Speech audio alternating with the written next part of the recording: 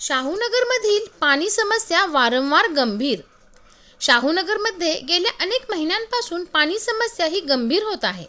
यामध्ये सर्वात महत्त्वाचे कारण म्हणजे पंपिंग स्टेशनमध्ये लाईट नसणे. वारंवार लाईट नसणे हेच कारण जीवन प्राधिकरणाच्या अधिकाऱ्यांकडून सांगितले जाते, मात्र त्यावर कोणताही उपाय केला जात नाही. पाणी हा नागरिकांचा अतिशय महत्त्वाचा विषय आहे व त्यासाठी कायमस्वरूपी न जाणारे वीज कनेक्शन घेणे गरजेचे आहे.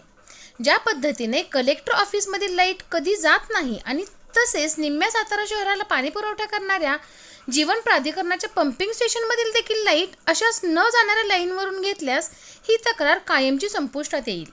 त्यासाठी आज जय सोशल फाउंडेशनच्या वतीने उपाध्यक्ष सतीश यादव यांनी जीवन प्राधिकरणला अशा प्रकारचे निवेदन दिले आहे.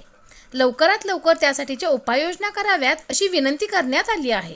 मात्र तसे न झाल्यास सर्व शाहूनगरवासियांना घेऊन जीवन प्राधिकरण कार्यालयावर मोर्चा काढण्याचा इशारा सतीश यादव यांनी दिला आहे.